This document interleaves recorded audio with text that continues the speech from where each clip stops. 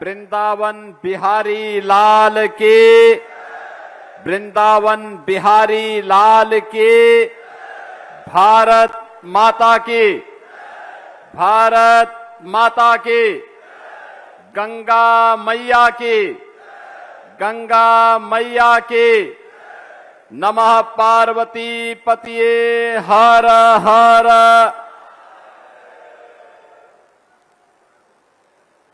उत्तर प्रदेश सरकार में मंत्रिमंडल के मेरे वरिष्ठ सहयोगी प्रभारी मंत्री रायबरेली से राकेश सचान जी,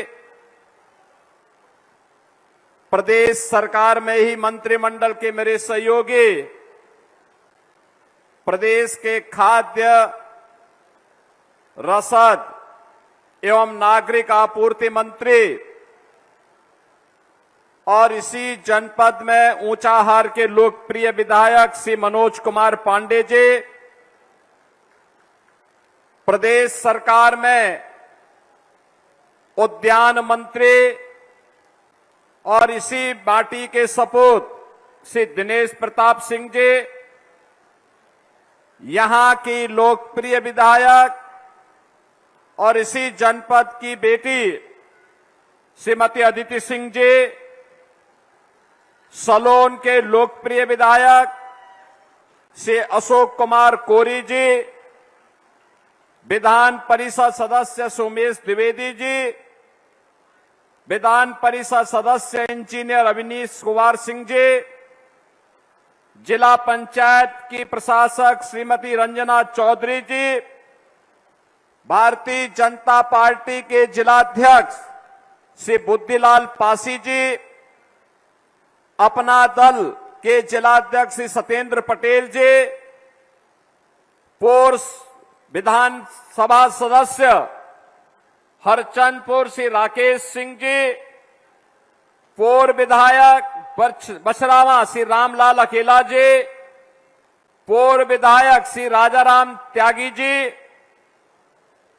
पूर्व विधायक सरेनी श्री धीरेन्द्र बहादुर सिंह जी, पूर्व सदस्य विधान परिषद श्री राकेश प्रताप सिंह जी, जिला सहकारी बैंक के अध्यक्ष श्री विवेक विक्रम सिंह जी, भारी संख्या में उपस्थित भारतीय जनता पार्टी, अपना दल और सभी सहयोगी दलों के हमारे सभी पदाधिकारीगण और भारी संख्या में रायबरेली जनपद से जुड़े हुए विधानसभा रायबरेली, विधानसभा हरचंदपुर, विधानसभा बछरावा के मेरे सभी उपस्थित बहन और भाइयों, आज मुझे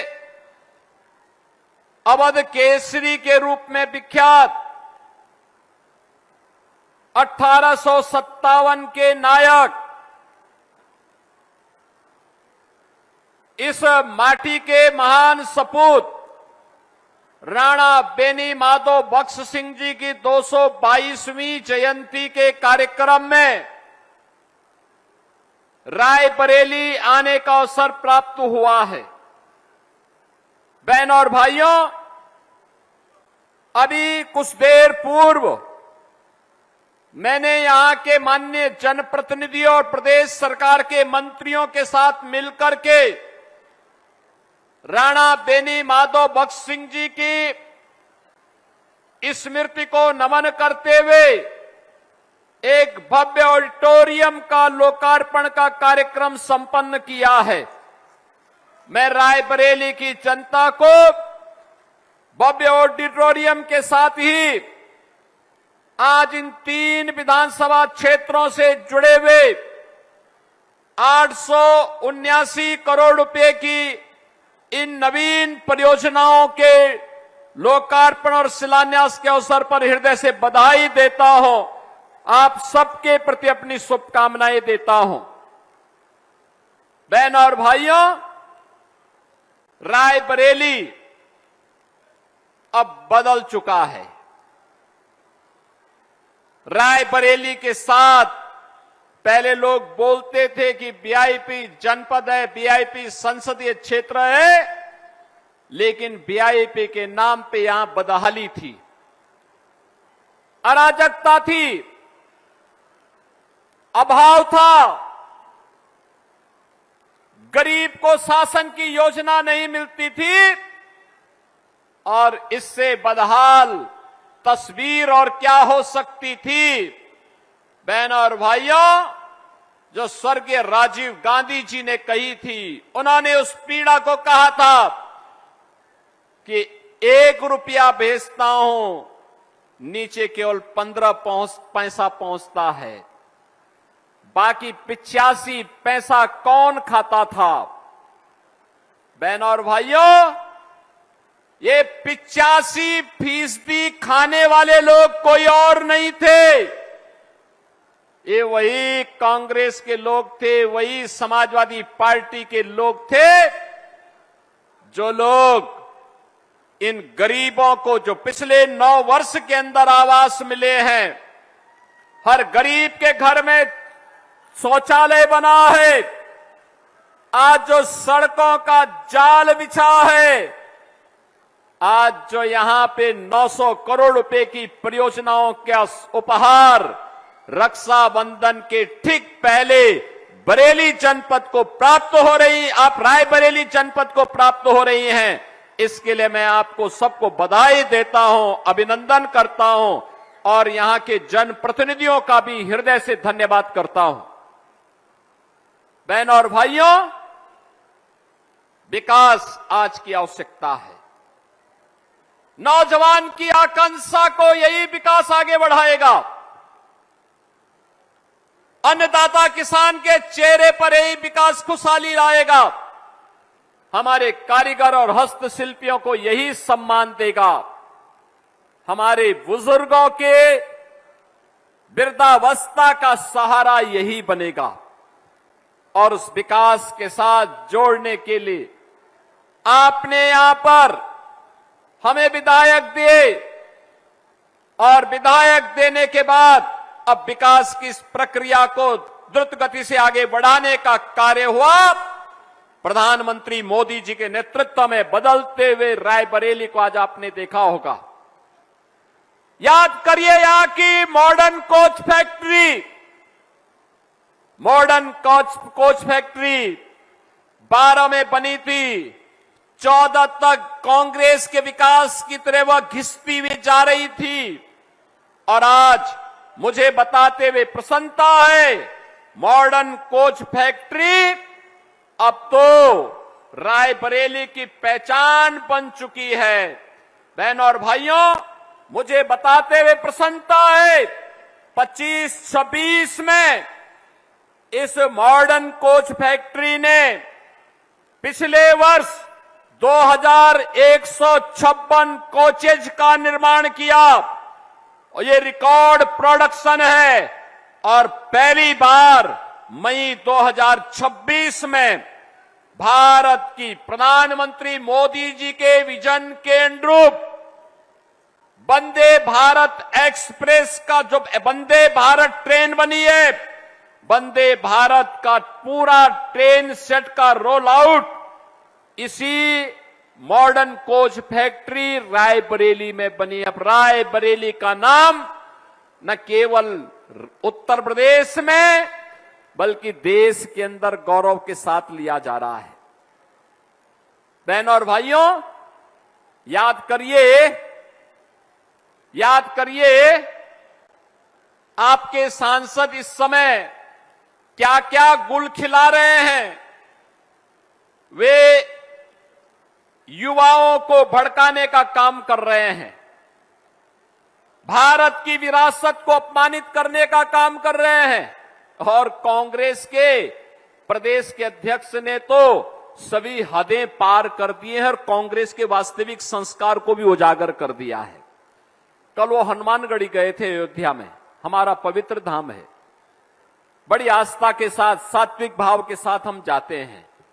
बजरंग बली के लिए तो मंगलवार के दिन हर हिंदू व्रत रखता है।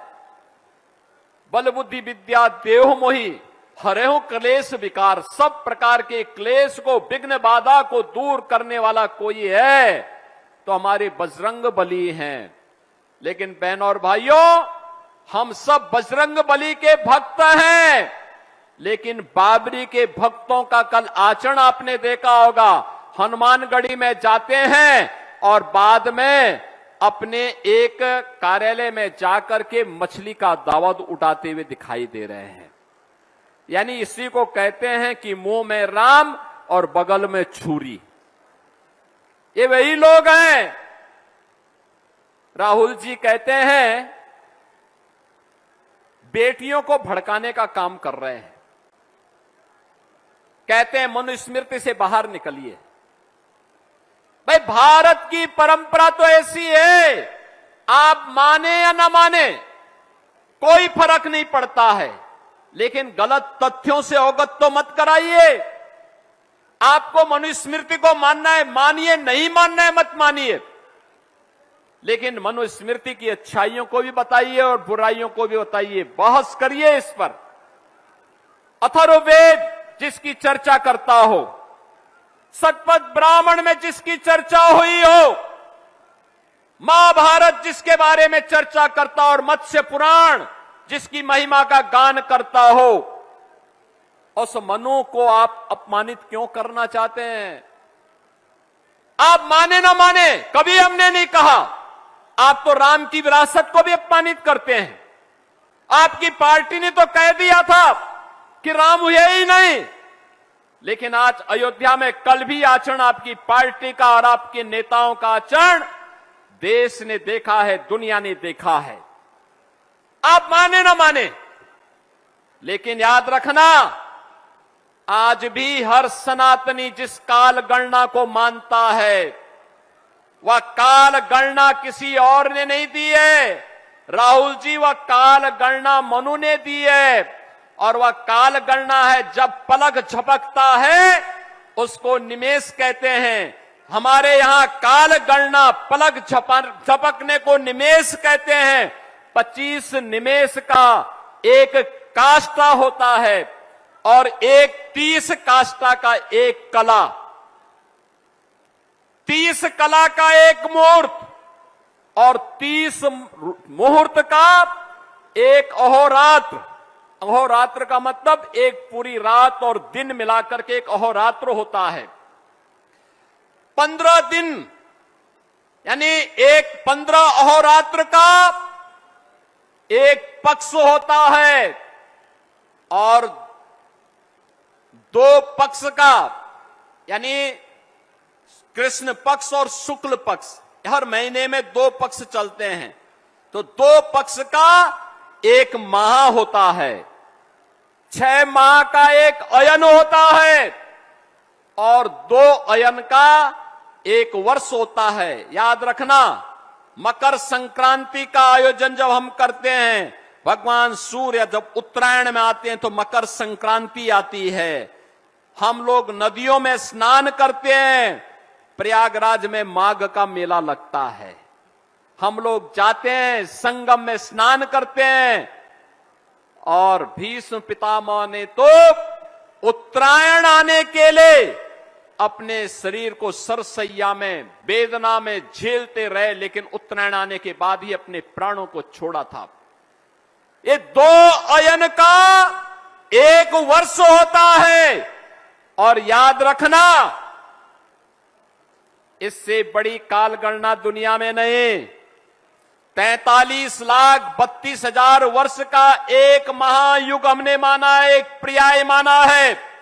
31 पर्याय को एक मनवंतर के रूप में माना है और 14 मनवंतर को एक कल्प के रूप में माना है। यह भारत का काल गणना है और ये किसी और ने नहीं। राहुल जी, ये आपके नाना ने नहीं दिया है, पर नाना ने नहीं दिया है, आपकी दादी ने नहीं दिया है, ये दिया है मनु ने दिया है, ये मनु ने दिया है। और जिसको आज भी हर सनातनी जिसका पालन करते अपने पर्व और त्योहारों को मानता है। आप यूपी के बाहर जाते हैं रायबरेली और अमेठी आपके लिए वोट बैंक प्राप्त करने का केवल माध्यम रहा है। आप यूपी के बाहर जाते हैं तो यूपी की निंदा करते हैं, भारत के बाहर जाते हैं तो भारत की निंदा करते हैं। देश की सीमाओं पे, देश की सीमाओं की रक्षा करने वाले सैनिकों को कटघरे में खड़ा करते हैं, भारत की विरासत को अपमानित करते हैं, नौजवानों को भरमाने का काम करते हैं। लेकिन भारत का नौजवान बुद्धिमान है, प्रतिभाशाली है, वह आपके बहकावे में आने वाला नहीं है। आपने देखा होगा जंतर मंतर की घटना में जिस बेटी ने प्रधानमंत्री जी के प्रति अपमानजनक टिप्पणी की थी, उसने अगले एक सप्ताह के अंदर माफी भी मांगी और उसके माता पिता ने भी माफी मांगने के लिए मजबूर हो गए थे। आपके संस्कार हो सकता है भारत की परंपरा के साथ मेल न खाते हो, लेकिन कम से कम हमारी वर्तमान पीढ़ी के जीवन के साथ खिलवाड़ न करें। आप विकास नहीं करा सकते, विकास में आपकी रुचि नहीं, रायबरेली के विकास में आपकी रुचि नहीं। एक जिम्मेदार नेता के रूप में आपको आचरण करके लोगों के सामने एक मिसाल प्रस्तुत करनी चाहिए थी। बहन और भाइयों,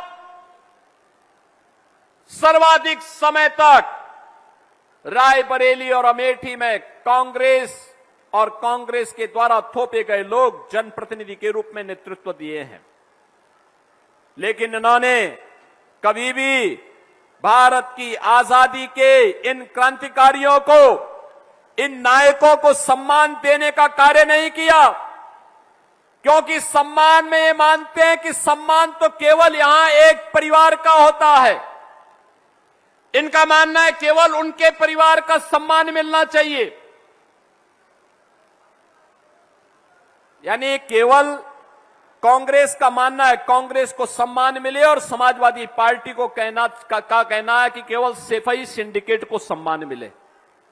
बहनों और भाइयों, ये सेफई सिंडिकेट एक दूसरा है। कोई भी गुंडा होगा आपके कस्बे में, आपके क्षेत्र में, आपके जनपद में, आपके प्रदेश में, वह गुंडा अपने को संस्कारों से समाजवादी पार्टी के नजदीक पाता है, उसके नजदीक पाता है।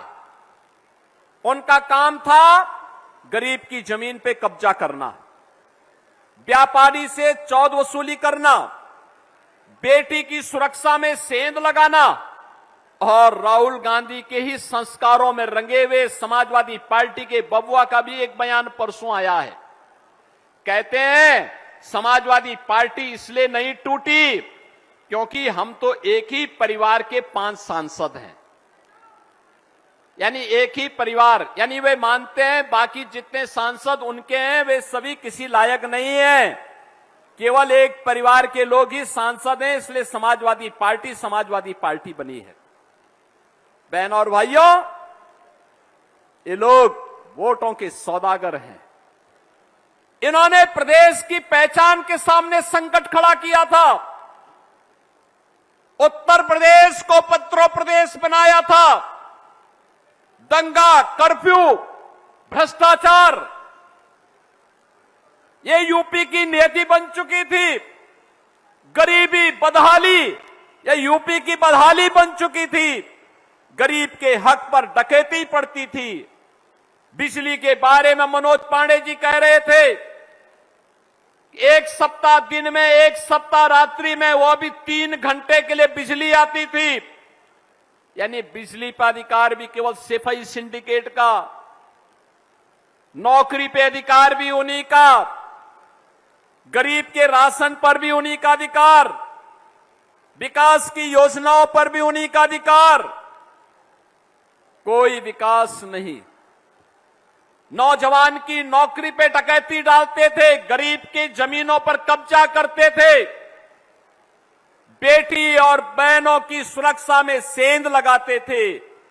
लेकिन उत्तर प्रदेश आज बदल चुका है। प्रधानमंत्री मोदी जी के नेतृत्व में अब नए उत्तर प्रदेश में हम देख रहे हैं, नया उत्तर प्रदेश।